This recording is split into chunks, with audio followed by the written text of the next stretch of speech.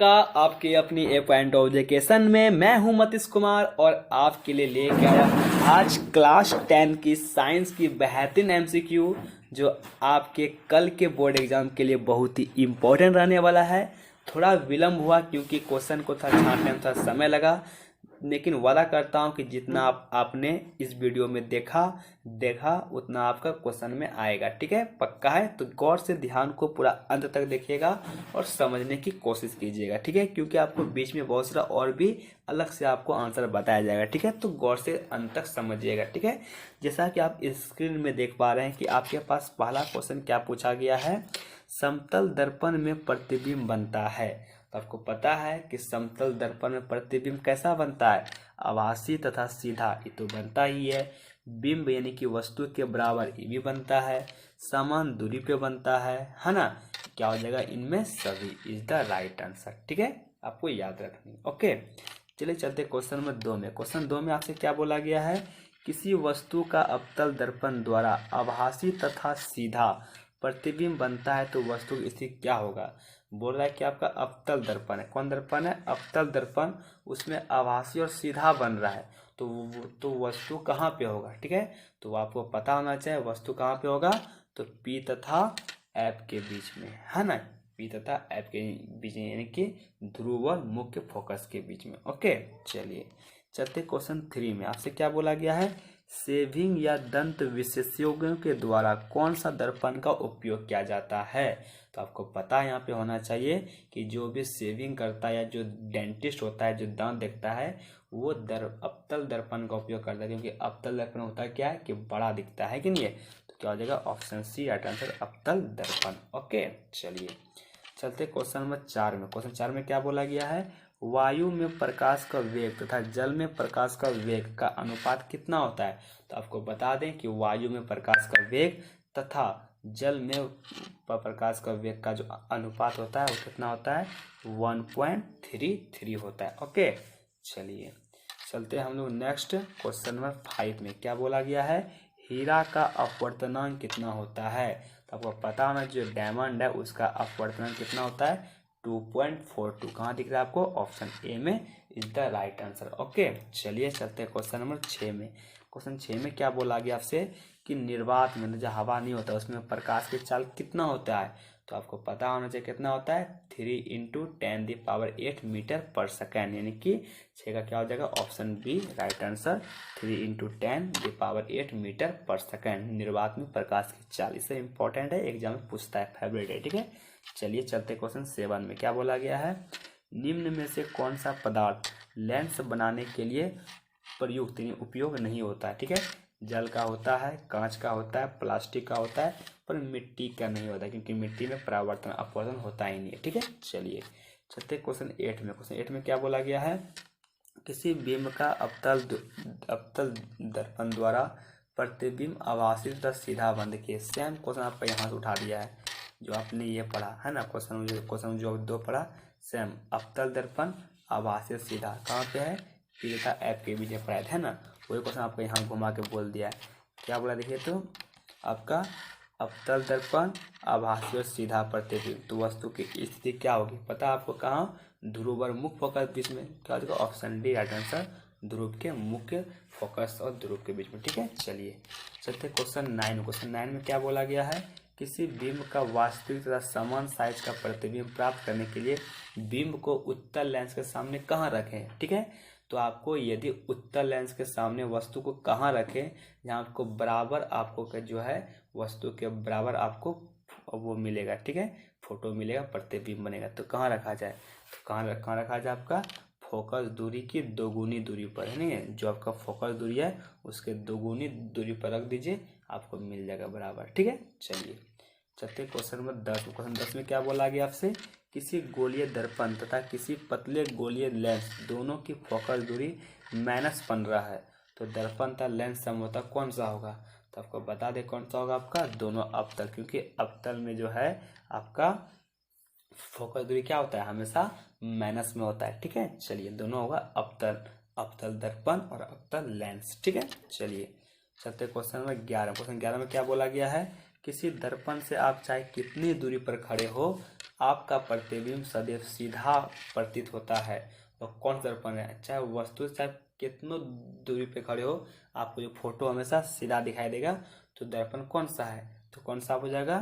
या तो समतल अथवा उत्तल, दोनों हो सकता है, समतल हो सकता है या उत्तल, उसमें हमेशा आपको सीधा ही दिखेगा।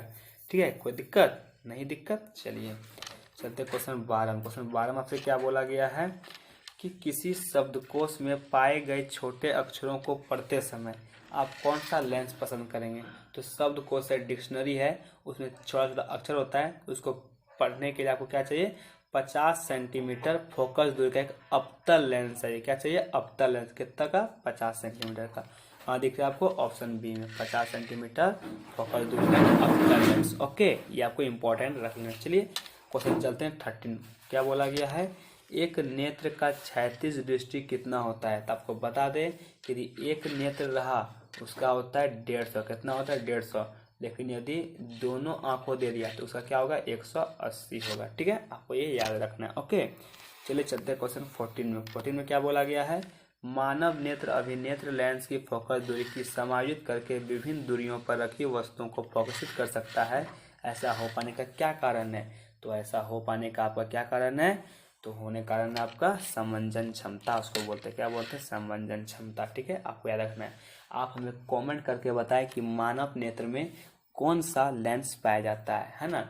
कौन सा लेंस आपको ये पता है तो कमेंट में इसका जवाब दीजिए हमें। चलिए चलते क्वेश्चन 15 में। क्या बोला गया है? मानव नेत्र जिस भाग पर किसी वस्तु का प्रतिबिंब बनाता है वह है। तो आपको पता है कि मानव नेत्र में जिस भाग पर फोटो बनता है, प्रतिबिंब बनता है, उसे हम लोग क्या बोलते हैं? दृष्टि पटल बोलते हैं। क्या बोलते हैं? दृष्टि पटल। ठीक है, जहाँ पे आंख में फोटो बनता है। ओके, चलिए चलते क्वेश्चन 16 में। क्या बोला गया है?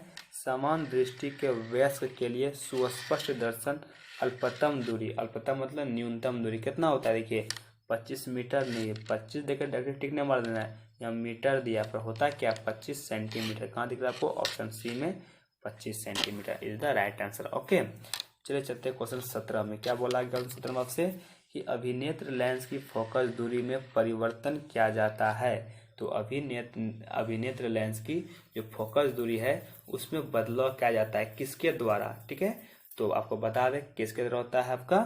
तो पक्षाभि मांसपेशियों द्वारा, ये आपको याद रखना। ठीक है, पक्षाभि द्वारा आपका क्या होता है? परिवर्तन होता है फोकस दूरी। ठीक है, किसमें? अभिनेत्र लेंस में। ओके, चलिए चलते हैं क्वेश्चन 18 में। लेकिन क्या बोला गया है? विद्युत आवेश का ऐसा मात्रक है एम्पियर। आप बताइए एम्पियर किसका होता है? एम्पियर होता है विद्युत धारा का, है ना। कूलाम किसका होता है? कूलाम होता है विद्युत आवेश का। इसका हो जाएगा राइट आंसर। ठीक है, ओम किसका होता है? ओम होता है प्रतिरोध का। एमीटर किसका होता है? आप कमेंट करके बताइए कि एमीटर किसका होता है। ठीक है, चलिए चलते क्वेश्चन 19 में। क्वेश्चन 19 में क्या बोला गया है? वोल्ट मीटर जो विभवांतर मापने का यंत्र है, इससे एमसीक्यू मिल गया कि विभवांतर मापने का यंत्र क्या होते हैं? Volt meter. तो उसको किस क्रम में जोड़ा जाता है? तो आपको बता दें उसको जोड़ा जाता है किसमें? आपका पासर क्रम में या समांतर क्रम में। बस ये वोल्ट मीटर ही है इसको समांतर क्रम या पासर क्रम में जोड़ते हैं, वरना सबको हम श्रेणी क्रम में जोड़ देते हैं। ओके, चलिए चलते हैं क्वेश्चन 20 में। 20 में क्या बोला गया है? प्रतिरोधकता का ऐसा, देखिए प्रतिरोधकता बोला है, प्रतिरोध नहीं बोला है। यदि प्रतिरोध बोलता तो ओम होता, लेकिन यहाँ पे क्या है? प्रतिरोधकता है, तो क्या हो जाएगा? Ohm meter. Option B answer हो जाएगा आपका ohm meter is the right answer. Okay, चलिए चलते हैं क्वेश्चन 21 में। क्वेश्चन 21 में आपसे क्या बोला गया है? निम्न में कौन सा पद विद्युत परिपथ में विद्युत शक्ति को निरूपित नहीं करता? तो कौन सा नहीं करता आपका?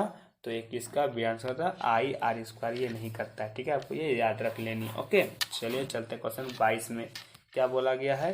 विद्युत ऊर्जा का व्यापारिक मात्रक होता है। तो विद्युत ऊर्जा का जो व्यापारिक मात्रक होता है वो होता है KWH, यानी कि किलोवाट घंटा इज द हो जाएगा राइट आंसर। ओके, चलिए चलते हैं क्वेश्चन नंबर 23 में। 23 में क्या बोला गया है? उस युक्ति का नाम बताइए जो यांत्रिक ऊर्जा को विद्युत ऊर्जा में बदल देता है। आपको पता होना चाहिए जो यांत्रिक ऊर्जा को विद्युत ऊर्जा में बदलता है उसे हम लोग क्या बोलते हैं? उसे हम लोग बोलते हैं जनित्र। क्या बोलते हैं? जनित्र। लेकिन यदि पलटा क्वेश्चन दे दे कि आपका विद्युत ऊर्जा को किसको विद्युत को यांत्रिक में बदलता है तो इसका आंसर क्या हो जाएगा, मोटर। क्या हो जाएगा, मोटर। मोटर को विद्युत देते हैं तब वो यांत्रिक में बदलता है, लेकिन जो जनित्र है, डायनेमो है, वो क्या करता है आपका, वो यांत्रिक ऊर्जा को विद्युत बदलता है। ठीक है, चलिए चलते क्वेश्चन नंबर 24 में क्या बोला गया है। लघु पतन के समय परिपथ में विद्युत धारा का मान क्या होता है। जब लघु पतन होता है, जब फॉल्ट होता है तो विद्युत धारा का मान क्या होता है, बहुत अधिक बढ़ जाता है कि नहीं, तब ना होता है। तो क्या होगा, सी आंसर बहुत अधिक बढ़ जाता है। ओके, चलिए चलते क्वेश्चन 25 में क्या बोला गया आपसे कि गर्म जल प्राप्त करने के लिए हम सौर जल तापक का उपयोग किस दिन नहीं कर सकते हैं।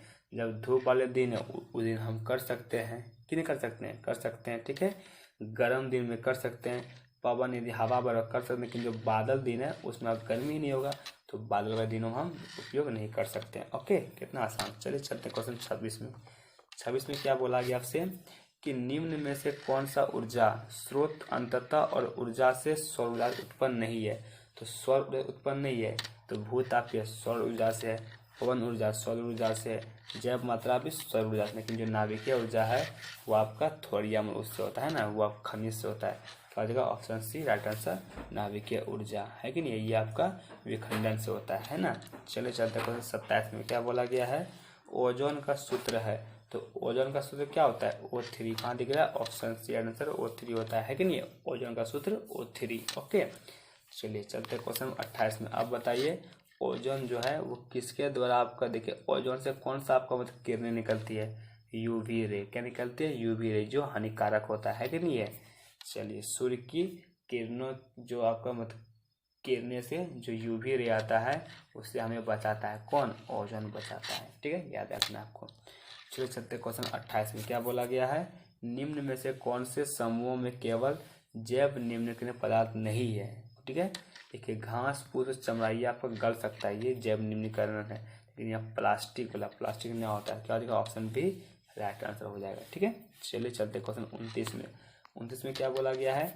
1731 में राजस्थान के जोधपुर के पास खेजराली गांव में किस वृक्ष को बचाने के लिए 363 लोगों ने अपने बलिदान दे दिया था। कौन सा, तो खेजरी वृक्ष। कौन सा वृक्ष से, खेजरी वृक्ष को बचाने के लिए 363 लोगों ने अपना बलिदान दे दिया था। ठीक है, चलिए चलते क्वेश्चन 30 में क्या बोला गया है। F2O3 2Al Al2O3 2Fe कौन सी अभिक्रिया पूछ रहा है। ठीक है, आपको बता दें जहाँ एक यौगिक और एक तत्व हो वो हमेशा विस्थापन क्या होता है, विस्थापन। कहाँ दिख रहा है आपको, ऑप्शन डी में। लेकिन जहाँ आपका दोनों यौगिक रहा, दोनों यौगिक, तो वहाँ हो जाएगा आपका द्विविस्थापन। ठीक है, लेकिन यहाँ पे क्या बोला था, एक दिख रहा है यौगिक, एक तत्व दिख रहा है, तो क्या हो जाएगा, विस्थापन अभिक्रिया। ठीक है, चलिए चलते क्वेश्चन 31 में क्या बोला गया आपसे कि नीचे दी गई अभिक्रिया के संबंध में कौन असत्य है, मतलब गलत है। ठीक है, यहाँ आपका ये दिया गया है, इसमें बताना है। इसमें शीशा अपचयित हो रहा है, कार्बन डाइऑक्साइड अपचयित हो रहा है, कार्बन अपचयित हो रहा है, या लेड ऑक्साइड अपचयित हो रहा है। तो इसमें क्या हो जाएगा, ए और बी सही है, क्योंकि शीशा देखो यहाँ पे शीशा क्या हो रहा है, वो अपचयित हो रहा है, मतलब इससे ऑक्सीजन हट रहा है, देखो हट गया यहाँ पे। और आपका दूसरा क्या हो रहा है, कार्बन डाइऑक्साइड उपचयित हो रहा है। जो कार्बन डाइऑक्साइड है वो उपचयित हो रहा है, मतलब इसमें ऑक्सीजन आ रहा है। ठीक है, तो एर बी का right answer option 1 is the right answer. Okay, चलिए चलते क्वेश्चन 32 में। 32 में क्या बोला गया है, निम्न में से कौन अम्ल है। तो आपको बता दें MgOH ये क्या है, ये एक क्षारक है। KOH ये भी क्षारक है, COH भी क्षारक है, लेकिन H2SO4 क्या है, सल्फ्यूरिक अम्ल है ना, यह अम्ल है। ओके, चलिए चलते हैं क्वेश्चन 35 में। क्या बोला गया है, शुद्ध जल का pH मान होता है। तो शुद्ध जल का pH मान कितना होता है, 0, 7, 14, 7 जल कितना होता है आपका 7 होता है, शुद्ध जल 7। अब जो यहाँ पे क्या दिया गया है 7.4, ये होता है रक्त का, यानी खून का होता है। ठीक है, याद रखना है। चलिए चलते हैं क्वेश्चन 34 में। क्वेश्चन 34 में क्या बोला गया आपसे कि नींबू में कौन सा अम्ल पाया जाता है। तो आपको बता दें, देखिए सबसे पहला क्या, सिट्रिक अम्ल। तो नींबू में ही सिट्रिक अम्ल पाया जाता है। टार्ट्रिक अम्ल पाया जाता है इमली में, है ना। मेथेनोइक अम्ल आपका किस में पाया जाता है, चींटी का डंक में, नेटल का डंक में मेथेनोइक अम्ल। एसिटिक अम्ल किस में पाया जाता है, ये सिरका में पाया जाता है। ठीक है, याद रखना है आपको। लेकिन जो आपका यहाँ पे नींबू हो गया, संतरा हो गया, जो खट्टा है उसमें बताता है सिट्रिकम। ठीक है, याद रखना आपको। चलिए चलते क्वेश्चन 35 में क्या बोला गया है, बेकिंग सोडा का सूत्र है। तो आप बताइए Na2CO3 10H2 किसका है, Na2, तो ये है धावन सोडा यानी कि धोने का सोडा का। किसका है, धोने का सोडा। ठीक है, धोने का सोडा। ठीक है, CaSO4 ये किसका है बताइए तो CaSO4 ये आपका किसका है बताइए, याद है नहीं? चलिए, तो ये अब आपका क्या हो जाएगा, विरंजक चूर्ण का, याद है। ठीक है, CaOCl2 किसका बताइए, सॉरी CaOCl2 ये है विरंजक चूर्ण, इसको क्या नाम है, विरंजक चूर्ण। ठीक है, लेकिन CaSO4 ½ वो है प्लास्टर ऑफ पेरिस, ये आपका क्या हो जाएगा, प्लास्टर ऑफ पेरिस। ठीक है, प्लास्टर ऑफ पेरिस हो जाएगा। ठीक है, लेकिन आपका यहाँ CaCl2 H2O सिर्फ रहा तो ये हो जाएगा विरंजक चूर्ण। ठीक है, लेकिन जो NaSCO3 इसी को होता है बेकिंग सोडा। ठीक है, याद रखना है आपको, NaSCO3 बेकिंग सोडा का होता है। ठीक है, चलिए चलते हैं क्वेश्चन 36 में। क्वेश्चन 36 में क्या बोला गया है, जल की अस्थायी कठोरता को हटाने के लिए किसका उपयोग होता है। ठीक है, तो किसका उपयोग होता है, आपका धोने का सोडा का। किसका होता है, धोने का सोडा का उपयोग होता है जल की अस्थायी कठोरता को हटाने के लिए। ठीक है, आप बताइएगा बेकिंग सोडा का उपयोग किस में होता है, अग्निशामक में होता है, बेकिंग पाउडर बनाने में होता है कि नहीं। चलिए चलते क्वेश्चन 37 में। क्या बोला गया आपसे कि कोई विलयन है जो लाल लिटमस को नीला कर देता है। देखिए, लाल को क्या रेड कर दिया, ब्लू कर दिया, मतलब जब लाल को नीला कर देगा मतलब वो क्या है, मतलब वो क्षार है। क्या है, क्षार है। ठीक है, लेकिन जब नीला से लाल करेगा तब वो अम्ल होगा। तो आपको पता है कि 7 से कम वो होता है अम्ल और 7 से अधिक वो होता है क्षार। तो अब क्षार बोल रहा है तो 7 से अधिक कौन देखिए तो 10, क्या देगा ऑप्शन डी, राइट आंसर 10। ठीक है, आपको ये याद रखनी है। चलिए चलते क्वेश्चन 38 को। 38 में क्या बोला गया है, कोई विलयन अंडे के पीसे हुए कवच से अभिक्रिया कर एक गैस उत्पन्न करता है तो चूने के पानी को दूधिया कर देता है, इस विलयन में क्या होगा। आपको पता होना चाहिए इसमें क्या होता है आपका, तो option number B answer HCl। क्या होता है, HCl। ठीक है, आपको याद रखनी है। चलिए चलते हैं क्वेश्चन 39। क्वेश्चन 39 में क्या बोला गया आपसे कि NaOH 10 मिलीलीटर विलयन जो है HCl का 8 मिलीलीटर विलयन में पूर्णतः उदासीन हो जाता है, मतलब 10 में 8 हो जाता है। ठीक है, तो 20 ले रहे हैं, अब कितना होगा 16, क्योंकि 10 में 8 हो रहा है तो इसका दुगुना, तो इसका क्या हो जाएगा, इसका भी दुगुना, 8 में 16 हो जाएगा। ठीक है, क्या होगा आपको यहाँ पे राइट आंसर 16 हो जाएगा। ठीक है, याद रखनी है आपको। चलिए चलते हैं क्वेश्चन में हम लोग 40। क्या बोला गया है, सबसे अधिक तन्यता गुण किसका होता है, आपको पता है किसका होता है, सोना का होता है। ऑप्शन सी आंसर है ना, आपको पता है कि आपका 1 ग्राम सोना से 2 किलोमीटर लंबी तार खींच सकते हैं, पता है कि नहीं है। चलिए चलते हैं क्वेश्चन 41 में। क्या बोला आपसे, ऐसी धातु का नाम बताइए जो उष्मा का कुचालक होता है। कौन होता है, तो लेड और मरकरी क्या होता है, उष्मा का कुचालक धातु है पर इसमें गर्मी नहीं पकड़ता है कि नहीं, लोहा तांबा सोना जल्दी गर्म हो जाता है। ओके, चलिए चलते हैं क्वेश्चन हम लोग 42। क्वेश्चन 42 में क्या बोला गया है, निम्न में कौन उभयधर्मी ऑक्साइड है। आपको पता है कौन है, एल्युमिनियम ऑक्साइड है, उभयधर्मी ऑक्साइड है जो अम्ल क्षार दोनों प्रकृति करता है। ठीक है, चलिए चलते हैं क्वेश्चन हम लोग 43 में। क्या बोला गया आपसे, निम्न में कौन सा तत्व सबसे अधिक अभिक्रियाशील है। देखिए, लाइन बाय लाइन लिख दिया हम सेम। सबसे अधिक पोटासियम है, उसके बाद सोडियम, उसके बाद कैल्शियम, उसके बाद मैग्नीशियम। तो सबसे यहाँ पे अधिक कौन है, पोटेशियम है। कौन है, पोटेशियम। ठीक है, याद रखना, उसके बाद सोडियम, उसके बाद कैल्शियम। चलिए चलते हैं नेक्स्ट हम लोग क्वेश्चन नंबर 44। क्या बोला गया है, पीतल किसका मिश्रात्व, यानी कि पीतल किससे बना है।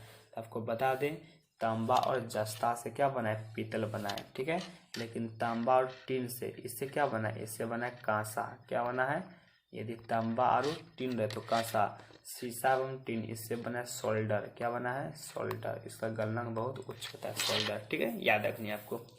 चलिए चलते क्वेश्चन 45। क्या बोला गया है, निम्न में कौन सा युगल विस्थापन अभिक्रिया प्रदर्शित करता है। ठीक है, युगल मतलब जोड़ा। ठीक है, तो ये यहाँ पे इसका आंसर क्या हो जाएगा आपका, AgNO3 विलयन में कॉपर धातु करता है। ठीक है, युगल विस्थापन अभिक्रिया करता है क्योंकि जो Ag है वो NO को विस्थापित कर देगा। ठीक है, चलिए चलते हैं क्वेश्चन 46 में।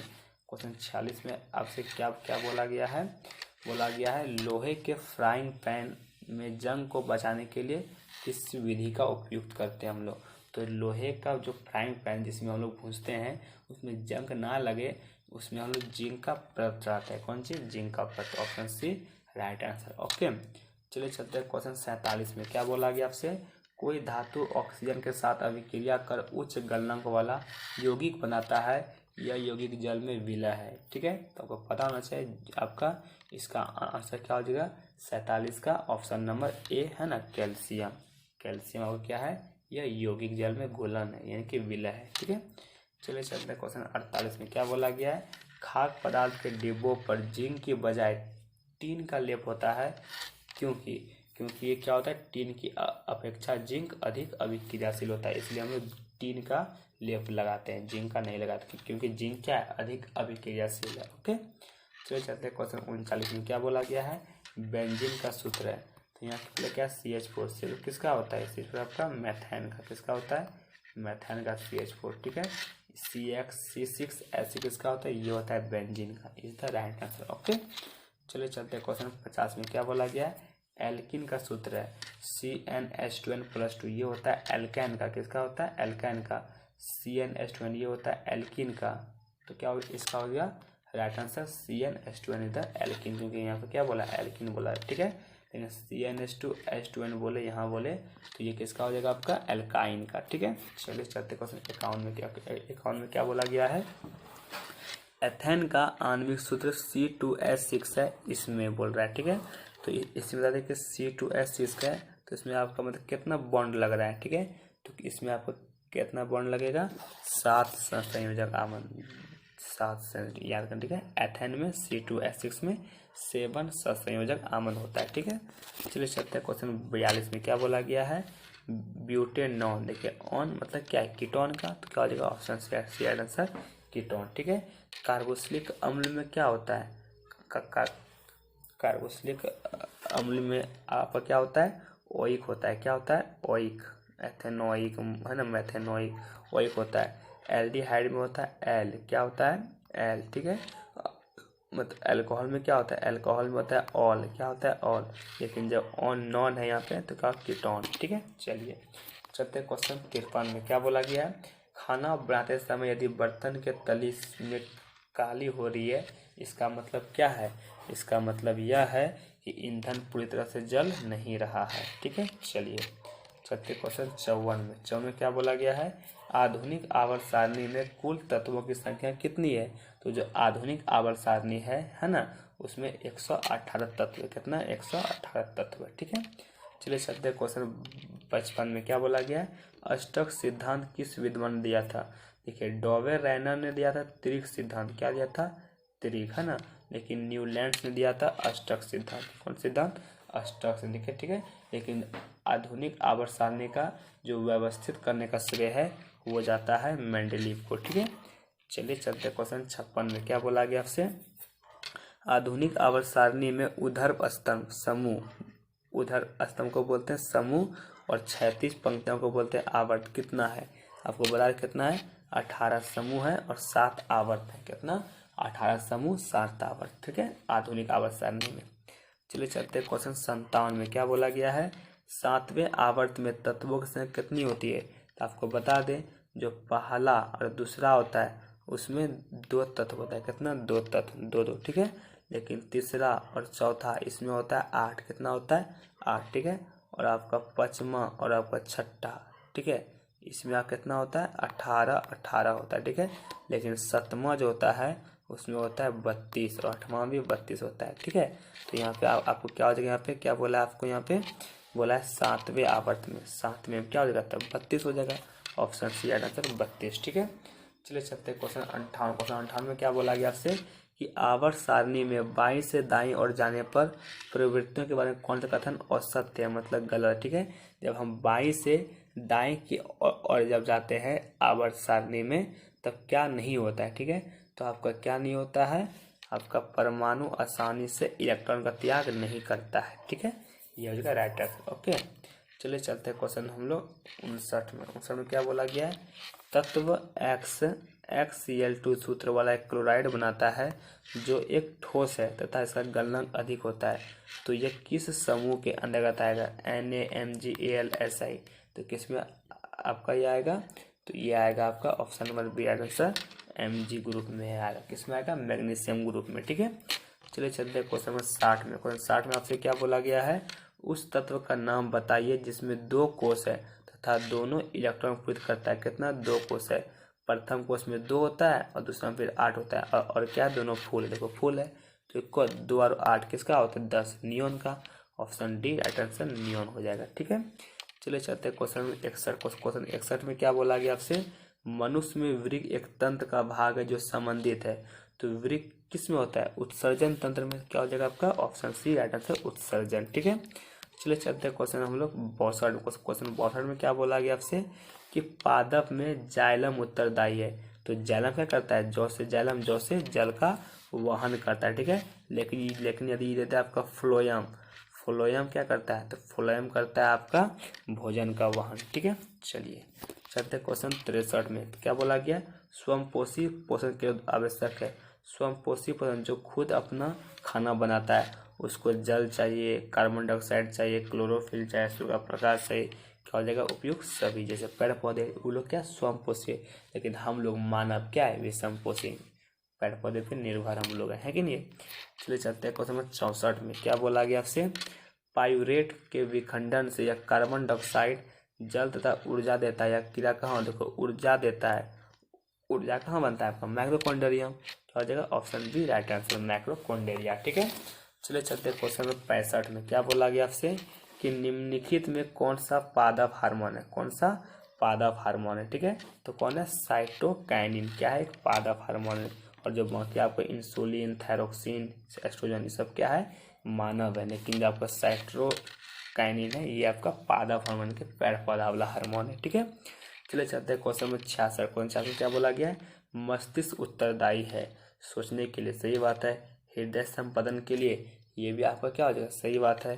शरीर का संतुलन बनाने के लिए भी सही है। क्या, उपयुक्त सभी, इधर राइट आंसर हो जाएगा। ठीक है, चलिए चलते हैं क्वेश्चन 67 में। आपसे क्या बोला गया है, और लैंगिक जनन मुकुलन द्वारा होता है। ठीक है, तो जो आपका अलैंगिक जनन है वो मुकुलन कहाँ पे होता है, बताइए। मुकुलन कहाँ पे होता है आपका, ईस्ट में। कहाँ होता है, ईस्ट में, याद रखना है। ठीक है, चलिए चलते हैं क्वेश्चन 68 में। क्या बोला गया आपसे, निम्न में कौन मानव में मादा जनन तंत्र का भाग नहीं है। आपको क्वेश्चन पूरा पढ़ना पे, ऐसे कौन नहीं है कौन है बोला है, आपको ध्यान से पढ़ना है। यहाँ बोला मादा जनन तंत्र का भाग नहीं है, अंडाशय है, गर्भाशय है, डिंबवाहिनी भी है, लेकिन शुक्रवार का नर जनन तंत्र है, मादा नहीं है। ठीक है, चलिए चलते क्वेश्चन हम लोग 69 में। ठीक है, 69 में आपसे क्या बोला गया है, पराग कोष में होता है। तो पराग कोष में क्या होता है, परागकण होता है। क्या होता है, परागकण, मिलता है राइट आंसर। ओके, चलिए चलते क्वेश्चन में हम लोग 70 में क्या बोला गया है, आनुवंशिकता का जनक यानी कि पिता किसे कहा जाता है, तो कहता है चार्ल्स डार्विन को। क्या कहता है, चार्ल्स डार्विन को। ठीक है, आप हमें कमेंट करके बताएं कि चार्ल्स डार्विन का पुस्तक कौन सा है। ठीक है, चलिए चलते क्वेश्चन में 71 में। क्या बोला गया है, समजात अंगों का उदाहरण है। ठीक है, तो समजात अंगों का उदाहरण क्या है, हमारा हाथ, कुत्ते का गर्भपात, ये भी सही है। हाथी का दांत, हमारा दांत, सही है। आलू तथा घास का ऊपरी भूस्त्री, सही है। क्या होगा, उपरोक्त सभी। जहाँ आपको अधिकतर देखिए उपरोक्त सभी, आंसर लगभग 99% वही होता है। ठीक है, चलिए चलते हैं क्वेश्चन 72 में। क्या बोला गया आपसे, विकासीय दृष्टिकोण से हमारी किससे अधिक समानता है, हम भी इंसान और चीन का विद्यार्थी भी इंसान, तो इससे क्या होगा, ज़्यादा मिल खाएगा।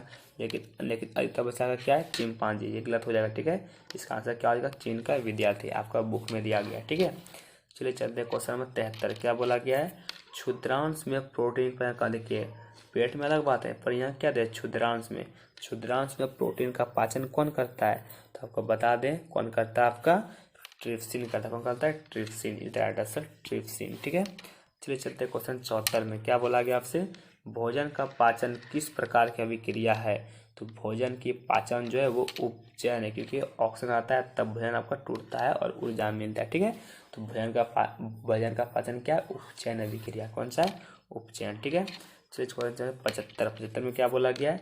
निम्न में कौन एक लिंगी पुष्प उदाहरण है? एक लिंगी। ठीक है, सरसों आपका मतलब द्विलिंगी है, सूरजमुखी द्विलिंगी है, हाइबिस्कस द्विलिंगी, लेकिन जो पपीता है वो एक लिंगी है। क्या है? एक लिंगी हो जाएगा। ठीक है, चलिए चलते हैं क्वेश्चन 76 में। क्या बोला गया आपसे? ब्रायोफिल्म जो पत्ती होता है, इसका पत्ती होता है। ठीक है, और आपका पत्ती में क्या होता है? पौधा होता है, जो आपका टूटता है और फिर से एक न्यू पौधा आता है। ठीक है, तो ब्रायोफिल्म में अलैंगिक जनन की किस विधि द्वारा प्रजनन होता है? क्यों होता है? उसको बोलते हैं कायिक प्रबंधन। क्या बोलते हैं? कायिक प्रबंधन। ठीक है, इज द राइट आंसर। चलिए चलते हैं क्वेश्चन हम लोग 77 में। क्या बोला गया? गुणसूत्र पाया जाता है। देखिए इनमें सभी, यहाँ टिकने मार गलत हो जाएगा। गुणसूत्र पाया जाता है केंद्रक में। कहाँ पाया जाता है? केंद्रक में। ठीक है, चलिए चलते हैं क्वेश्चन 78 में। क्या बोला गया आपसे? इनमें से कौन स्त्री केसर का भाग नहीं है? वर्तिकाग्र है, वर्तिका है।